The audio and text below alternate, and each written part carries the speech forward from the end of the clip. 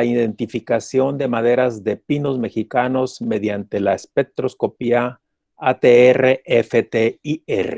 Voy a mencionar alguna descripción de sus actividades académicas del maestro Héctor. Actualmente es profesor investigador del Departamento de Madera, Celulosa y Papel, es profesor investigador titular B y tiene una formación académica como ingeniero químico por parte de la Universidad de Guadalajara y una maestría en ciencia de productos forestales.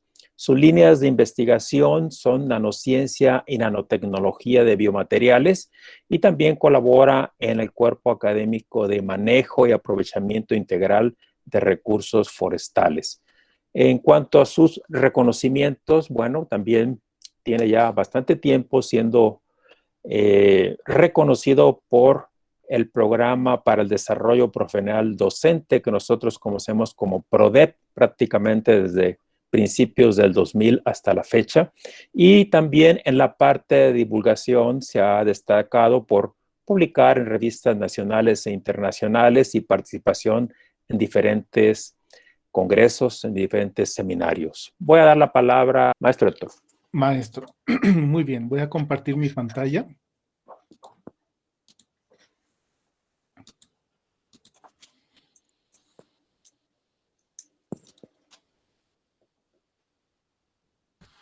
Muy bien, ¿pueden ver mi pantalla? Sí, claro. Muy bien, correcto, voy a comenzar. Gracias, doctor Fuentes. Como el doctor ya les comentó, hoy vamos a hablar de identificación de maderas de pinos mexicanos mediante espectroscopía ATR-FTIR. Hablar de la madera, pues realmente es algo que todos conocemos, nos ha estado acompañando a los seres humanos prácticamente desde el inicio de los tiempos. Todos estamos familiarizados con ellas y sabemos de su gran versatilidad y también de su gran variedad de aplicaciones. Tenemos maderas con diferentes características para aplicaciones muy específicas. Lo que es la identificación de la madera es una actividad que requiere conocimientos especializados, no es una labor sencilla. Y la identificación de la madera es importante porque nos va a permitir a nosotros identificar claramente las características para aplicaciones específicas y también para su comercialización. Hay un mercado muy amplio de madera y la identificación juega un papel muy importante, tanto en la exportación, importación e incluso para detectar la tala ilegal. Normalmente cuando se identifica madera, se toma también en cuenta el contexto, la procedencia, características del árbol, cuando esto es posible. Sin estos datos, la identificación puede volverse más difícil. Lo que nos ayuda a la tarea de identificar madera es el ambiente químico extremadamente rico y complejo que tenemos nosotros en la madera. Son interacciones muy complejas que, perdón, que aún no se comprenden del todo. En los componentes de la madera tenemos celulosa, hemicelulosas y lignina, que son especies macromoleculares que sirven de material estructural y también por los componentes extraíbles. Tenemos entonces una gran variedad de compuestos involucrados en la madera. De manera muy general, podemos decir que tenemos una estructura de celulosa y hemicelulosas, es decir, juntos conforman la fracción de carbohidratos, embebidos en una matriz de lignina, que es lo que le da la resistencia y las características estructurales. Aquí vemos un acercamiento a plano transversal de una madera blanda y tenemos el modelo de la estructura de la pared celular. En la tabla que ven en la parte inferior, observamos cómo cambia la composición de la madera en diferentes partes de la pared celular. Tenemos celulosa, hemicelulosas y ligninas en cantidades variables. La celulosa se compone de beta-D-glucopiranosa y en cuanto a aspectos químicos, no hay mucho que decir. Si bien es un carbohidrato complejo, si comparamos con las hemicelulosas y la lignina, en las hemicelulosas tenemos carbohidratos, pero tenemos que la hemicelulosa es un heteropolisacárido. Tenemos otro tipo de carbohidratos involucrados y en la lignina tenemos una naturaleza aromática completamente distinta. Entonces, todo esto en conjunto nos crea una matriz con características químicas que van a depender no solo del género y especie del árbol, sino también de la ubicación geográfica. Todo este tipo de información está en la madera. La clave es dar con ella. En el departamento, seguramente ustedes han visto la giloteca. Hace un momento que la maestra Hilda estaba participando en la sesión de preguntas y respuestas, se alcanzó a ver de fondo. Esta giloteca que tenemos en el departamento se ha ido conformando a lo largo del tiempo. Actualmente cuenta con más de 700 muestras y se tienen tablillas de diversos géneros y especies. Aquí tenemos un acercamiento, podemos ver cómo están catalogadas y clasificadas las tablillas. Y esta giloteca está registrada en la Asociación Internacional de Anatomistas de la Madera. Así que el punto de partida que nosotros tenemos para la metodología que proponemos está partiendo de una base firme, tener maderas debidamente clasificadas, no solamente por los investigadores de nuestro departamento, sino también con el apoyo del Instituto de Botánica de la propia universidad, y también estuvo un tiempo dedicado el doctor Richter en su visita aquí al departamento en ayudar a tener en mejores condiciones la giloteca. Bien, en lo que es el laboratorio de biomateriales, en el edificio de química, tenemos un espectrofotómetro de infrarrojo, como el que está aquí, que seguramente algunos de ustedes conocen. Todos, tarde o temprano, o la gran mayoría, venimos a caer a un equipo como estos. Es un equipo muy versátil y de una manera rápida obtenemos información. La información que obtenemos nosotros de la espectroscopía de infrarrojo tiene que ver con las vibraciones moleculares, tensión, flexión, que pueden ser simétricas, asimétricas, en el plano o fuera del plano. Este tipo de interacciones es lo que aparece en un espectro de infrarrojo y también, si nosotros consideramos la madera completa como la analizamos, el tipo de interacciones que tenemos entre los carbohidratos, entre la fracción aromática e incluso entre la pequeña porción de extraíbles que está en la madera, son aspectos que conforman el espectro de infrarrojo. Podemos decir entonces que es como la huella digital de la madera. El aditamento que usamos en concreto es este. Es un aditamento de reflectancia total atenuada. Sirve para analizar polvos, líquidos, pastas y geles. Y en un acercamiento nos damos cuenta del cristal. Es un cristal de diamante que tiene un diámetro aproximado de 2 milímetros. Así que es una pequeña porción de los materiales o de las muestras lo que se requiere para poder obtener un espectro. El cristal es de diamante, es muy resistente y tiene una particularidad que va a ser importante más adelante lo que vamos a comentar. Este cristal de diamante, por su naturaleza, por sus características, absorbe en la región de 2600 a 1800 de número de onda. Eso significa que en esa región no podemos obtener bandas, o si salían algunas, no, en principio no serían confiables. El detalle aquí es que en la madera no tenemos nosotros bandas que aparezcan en esa región, o por lo menos bandas importantes, así que ese no es problema. En cuanto a una descripción muy rápida y muy sencilla de lo que es el funcionamiento de la técnica, tenemos el cristal, que es un elemento de reflexión interna que, como les comentaba, es de diamante, en el caso de nuestro equipo. Se hace incidir un haz de infrarrojo que se está reflejando continuamente en el cristal hasta que sale y va al detector.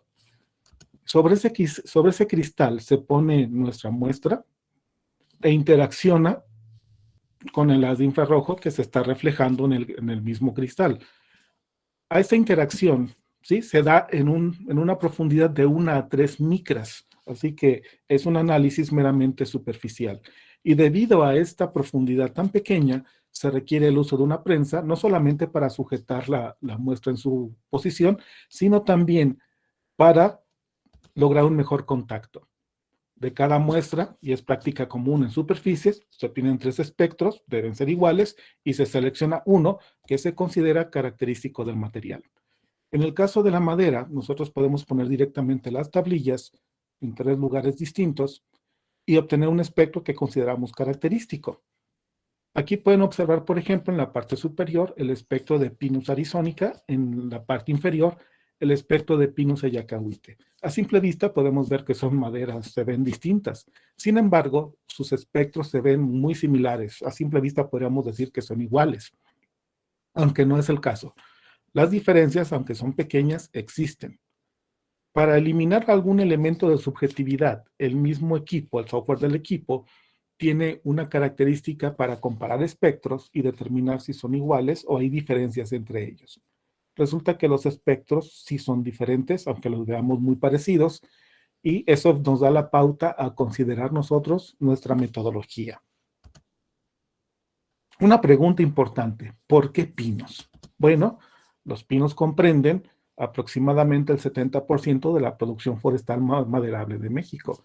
México es el país con más especies de pinos. Entonces, es un recurso forestal importante y su identificación es también un aspecto que se puede considerar importante. Ahora, en cuanto a estructura anatómica y composición química, los pinos, las maderas blandas que evolucionaron antes que las maderas duras, son menos complejas que las latifoliadas.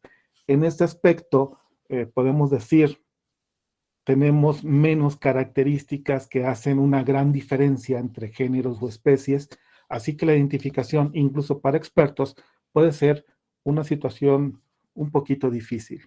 Entonces, escogimos pinos porque esta técnica, si nos permite a nosotros trabajar en los aspectos que se consideran un poco difíciles de la identificación de maderas, entonces podemos obtener mejores resultados cuando vamos a otros géneros y especies. Así que consideramos que era un buen reto para poder saber si la metodología tenía potencial o no. En cuanto a los materiales y métodos, bueno, tenemos el espectrofotómetro, del que les mostré imagen hace un momento, el aditamento de reflectancia total atenuada, y también les comento que se obtuvieron espectros en la región del infrarrojo medio de 4000 a 700 de número de onda, con una resolución espectral de 4 centímetros a la menos 1 y 32 barridos. A los espectros se les dio el tratamiento común o normal que corresponde, como es el cambio de absorbancia, la corrección de línea base, se suavizaron usando el algoritmo Savitsky-Golay y se normalizaron. Con estos espectros se construyó una base de datos que nosotros llamamos espectroteca. De las muestras de la giloteca del departamento tomamos 9 especies de maderas de pinos y de cada especie consideramos 3 tablillas de regiones diferentes. Y para propiamente lo que es la base y que pueda correr, se utilizó el software SpectraGriff, versión 1.2.15. Bien, en esta tabla nosotros observamos lo que son las 9 especies que conforman la base de datos o la espectroteca y las regiones. Así que vemos, por ejemplo, en primer lugar, el Pinus arizonica y vemos que la región es Chihuahua, Durango y Nuevo León. Y así sucesivamente. Son 9 especies, son 3 regiones diferentes para cada especie, así que tenemos 27 espectros en total, que aquí los vemos todos juntos. De nueva cuenta, pues se ven muy parecidos. Sin embargo, les comento que el software del equipo sí pudo distinguir que había diferencias entre ellos y además, cuando hicimos la base de datos, estuvimos probando las mismas tablillas que estaban en los espectros de la base de datos para hacer comparaciones y ver si no nos daba algún falso positivo. En todos los casos, la identificación fue correcta con correlaciones del 100%. Vamos a dividir nosotros en 3 casos la región que estamos analizando. La primera va a ser el espectro completo, la segunda la región dactilar, lo que ven aquí, y la tercera es la región de absorción del cristal, donde les decía que el cristal absorbe y por lo tanto, en principio, no hay información importante ahí. Bien, una vez que tuvimos nuestra base de datos, nosotros tomamos 5 tablillas de la giloteca y corrimos y obtuvimos su espectro y lo metimos a la base de datos para que hiciera comparaciones y entonces poder nosotros establecer cómo daba la identificación. Obviamente las tablillas que se tomaron como problema son diferentes a las que están en bases de datos, en la espectroteca. Entonces, aunque podemos tener la misma especie que está también en la base de datos, tomando otra tablilla de la giloteca, viene de una madera diferente, es decir, de un árbol distinto. Así que no estábamos analizando sobre el mismo contenido de la base de datos. Bien, entonces en esta primera búsqueda tomamos Pinus ayacahuite de Oaxaca Y en la base de datos, bueno, lo que teníamos era espectros de Durango, de Puebla y de México. Aquí el asterisco indica México como país, no un estado o región característico, porque así es como está establecido en la base de datos. No se llegó a ese grado, por lo menos en esa muestra, de decir qué región pertenecía. Los resultados están en esta tabla. Hay 4 análisis por separado que hicimos. El primero, que está en la esquina superior izquierda, es el espectro completo. Una vez que se hizo tratamiento normal de corrección de línea base, suavizado, etcétera, se metió a la base de datos. El otro, el segundo, que está a la derecha, en la parte superior, es el espectro completo, pero omitiendo la región de absorción del cristal. En la parte inferior, a la izquierda, tenemos considerando la búsqueda en la base de datos únicamente la región dactilar. Y a la derecha, en la parte inferior, una metodología que venía incluida en un software que se llama posición del pico más alto. Había varias metodologías ya preestablecidas, jugamos con algunas.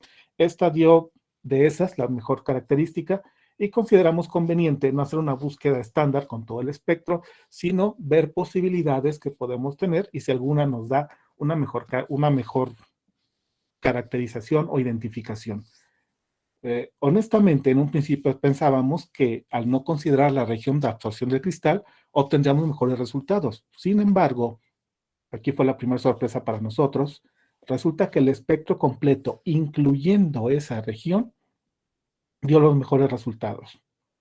Aquí lo que concluimos o lo que pensamos es que aunque el cristal absorbe, pues la energía en el background o en el blanco no baja a cero. Así que hay por ahí algunas cositas que son importantes en la caracterización. Otro aspecto que es importante tomar en cuenta es la región. Y nos sorprendió gratamente los resultados que obtuvimos en cuanto a su consistencia.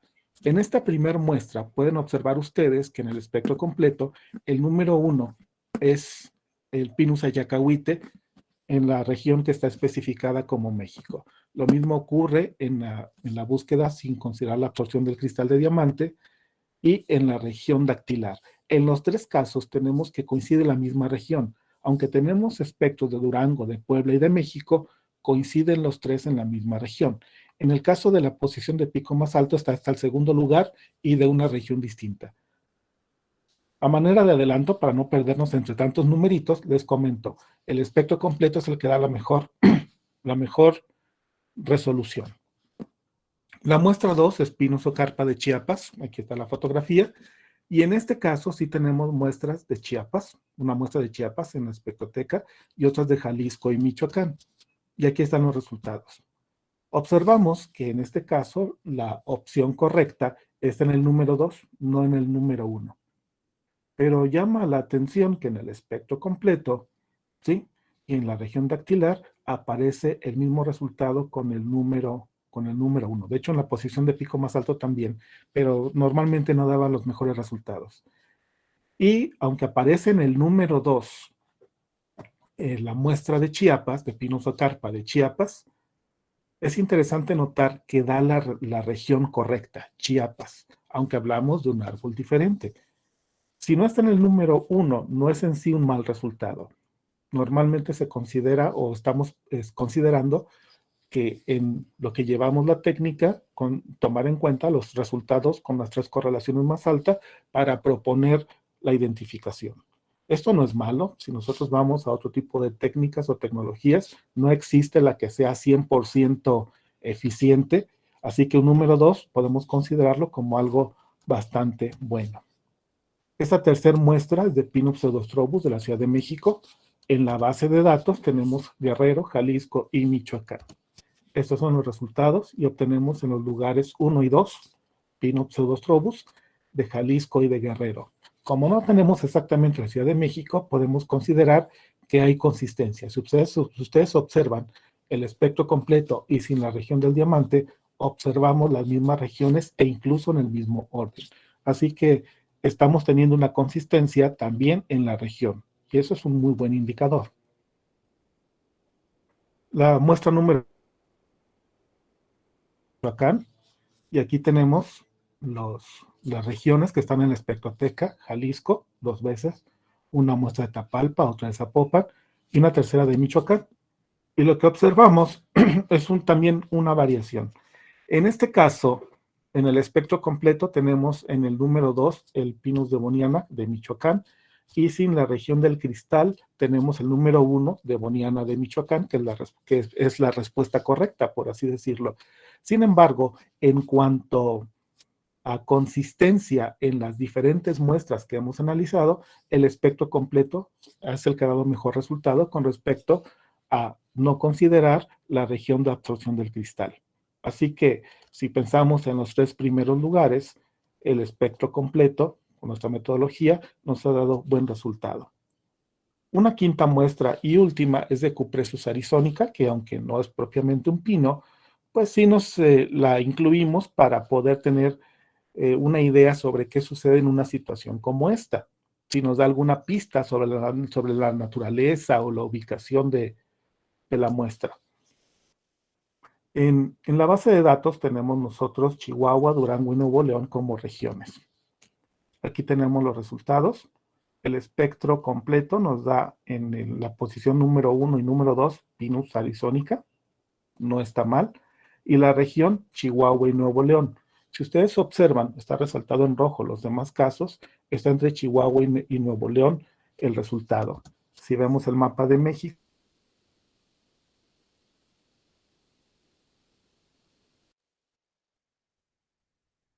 un Pinus arizónica de Durango no aparece en las búsquedas.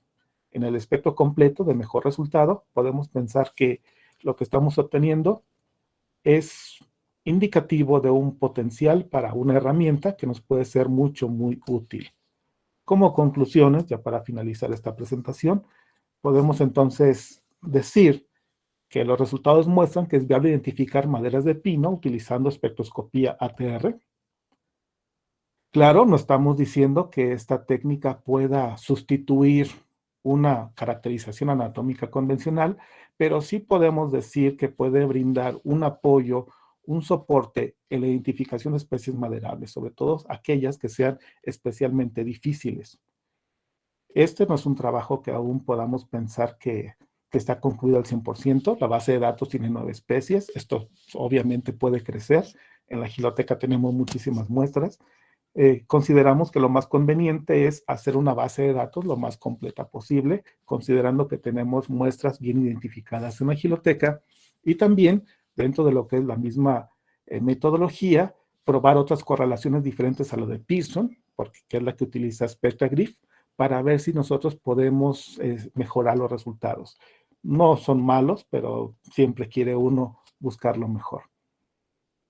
También, aprovechando que SpectraGriff permite crear criterios de búsqueda muy específicos, bueno, pues relacionar, por ejemplo, áreas de bandas características de carbohidratos de lignina y sacar por ahí algunas relaciones que sean características de cada especie. Eso falta definir si realmente podemos hablar de algo como eso, y si fuera posible, crear una base de datos especializada, no solamente en contenido, sino también en la ejecución y criterios de búsqueda.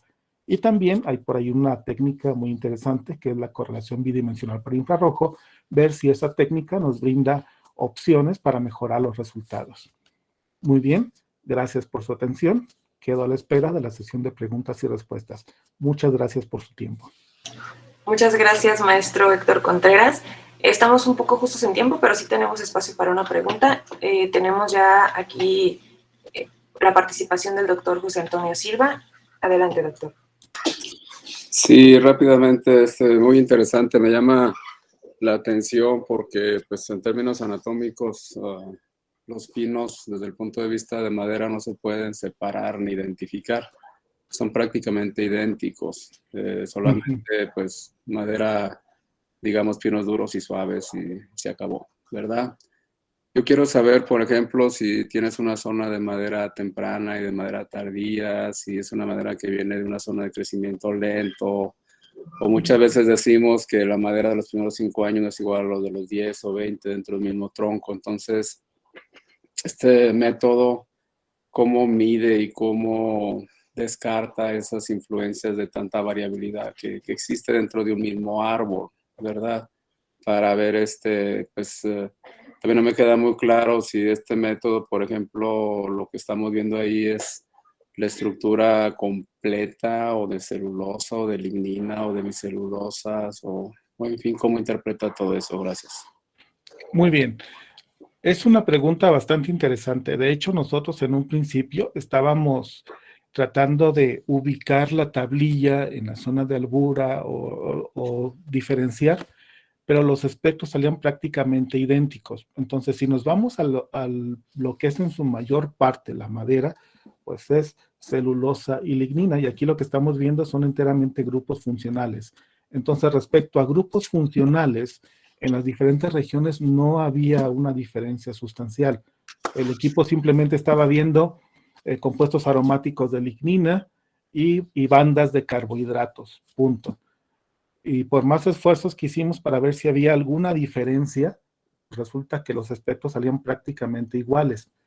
Esto es algo curioso porque si nosotros ponemos, por ejemplo, una tela, le voy a poner un ejemplo, una tela de algodón, el espectro que vemos es esencialmente de celulosa.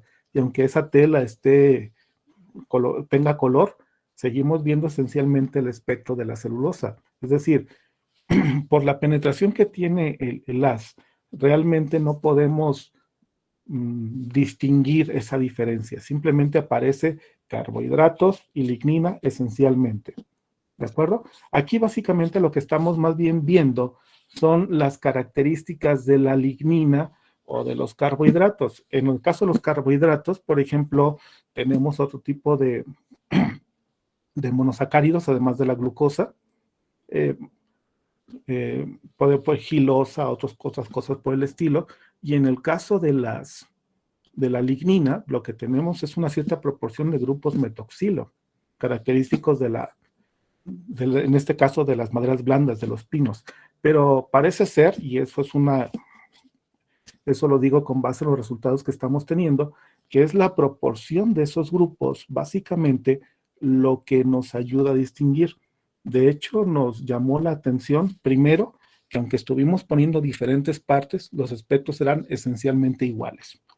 Y segundo, en un principio esperábamos meramente que nos dijera la técnica, si es pinos de Jacobite, si es pinos de Boniana, y no esperábamos lo de la región. Cuando apareció la región y había una buena consistencia, fue para nosotros una sorpresa.